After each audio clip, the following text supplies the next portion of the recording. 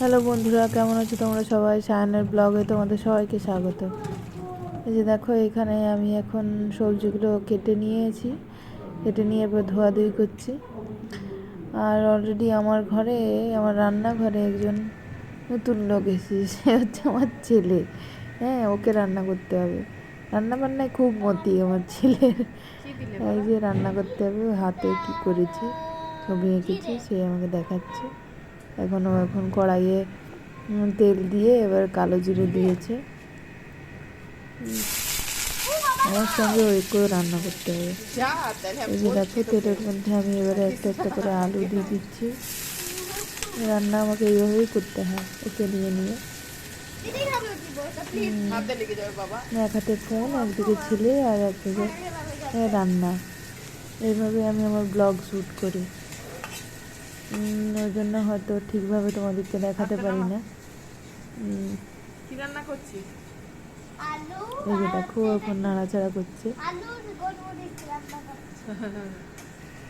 নুন দিলাম এবার এর মধ্যে একটু নুন দিয়ে দিলাম। আবার একটু নেড়ে দিই।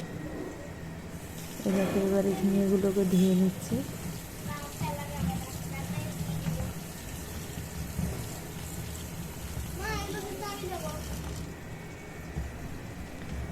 আজকে বানাবো ঝিঙে আর আলু দিয়ে পোস্ত। খুবই সিম্পল রেসিপি, তোমরা সকলেই বানিয়ে থাকো। আমি আমার মতন করে শেয়ার করছি তোমাদের সাথে। যদি ভিডিওটা ভালো লেগে থাকে তাহলে ঘরে বানিয়ে আমাকে কমেন্ট করে জানিও যে তোমাদের কেমন লাগলো।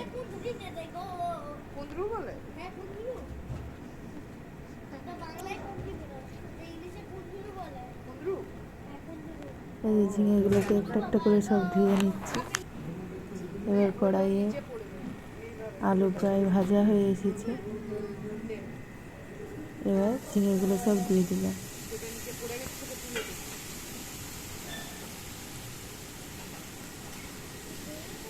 এটাকে ভালো করে নেড়ে চেড়ে এর মধ্যে একটু নুন আর হলুদ দিয়ে দেবো। এই যে দেখো, এর মধ্যে আমার ছেলেও কিন্তু হাত লাগিয়েছে। আমি যখন রান্না করি, ও কিন্তু রান্নাঘরে এসে এরকম রান্না করতে খুব ভালোবাসে।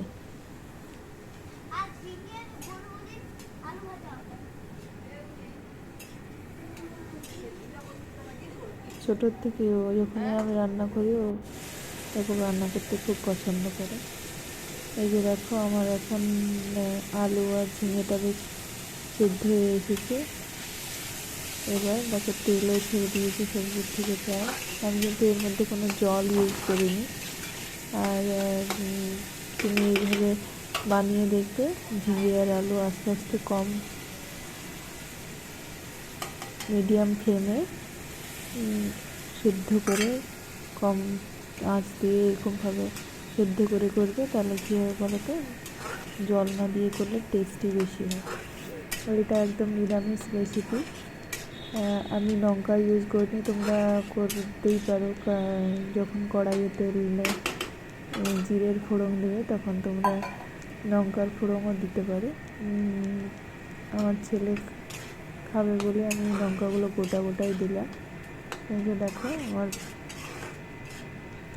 প্রায় এখানে তৈরি হয়ে এসেছে। এর মধ্যে এবারে পোস্ত আর একটু জিরে গুঁড়ো দিয়ে দিলাম। এবার প্রায় শুকনো শুকনো হয়ে এসছে, নামিয়ে নিলাম। যখনই তোমরা পোস্ত বানাবে, ওর মধ্যে একটু জিরে দিও। জিরে দিলে ওটার টেস্টটা বেশ খুলে আসে, বেশ ভালো লাগে খেতে। দেখো, আমার ঝিঙে আলু পোস্ত রেডি। এবার আমি কড়াইয়ের একটা বাটির মধ্যে নুন, কালো জিরে আর একটু জিরে গুঁড়ো, আর একটু মৌরি, হ্যাঁ গোটা মৌরি, একটু বেসন দিয়ে একটা মিশ্রণ তৈরি করে নেব। এটা কি বানাবো বলো তো? এটা হচ্ছে আজকে পটলকে ছুলে পাতলা পাতলা করে কেটে রেখেছি। এরকমভাবে বানিয়ে খেলে বেশ ভালো লাগে গরম ভাতে, বেশ মচমচে লাগে। ভালো করে একটু জল দিয়ে গুলে ফেটিয়ে নিও। এখন যেহেতু আমাদের এখন নিরামিষই হচ্ছে রান্নাবান্না, কারণ আমাদের বাড়িতে একজন মারা গেছে, সেই কারণে বাড়িতে অসহ্য চলছে, ওই কারণে পেঁয়াজ রসুন চলছে না।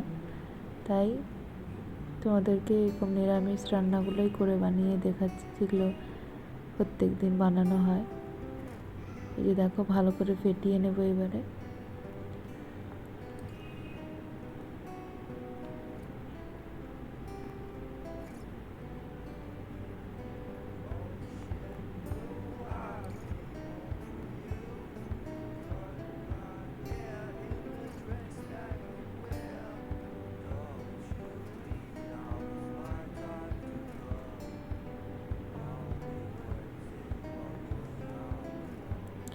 এটাও কিন্তু আমার ছেলে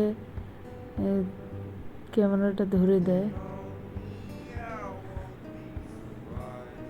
ও যেমন আমার রান্নায় হেল্প করে, সেরকম ক্যামেরা ধরতেও হেল্প করে। ভালো করে ফেটিয়ে নিয়ে এর মধ্যে নুন হলুদ সব কিছু দিয়ে ভালো করে ফেটিয়ে নিয়ে এবার এই পটলগুলোকে পাতলা পাতলা গোল গোল করে কেটে আর কড়াইয়ের মধ্যে একটা একটা করে দিয়ে দিচ্ছি। গরম ভাতে খাবার আগে এরকম বানিয়ে খেয়ে বেশ ভালো লাগবে খেতে। তাহলে যদি ভিডিওগুলো ভালো লেগে থাকে তাহলে অবশ্যই লাইক শেয়ার আর সাবস্ক্রাইব করে দিও। দেখা হচ্ছে নেক্সট ভিডিওতে। টাটা সবাইকে, খুব ভালো থেকো।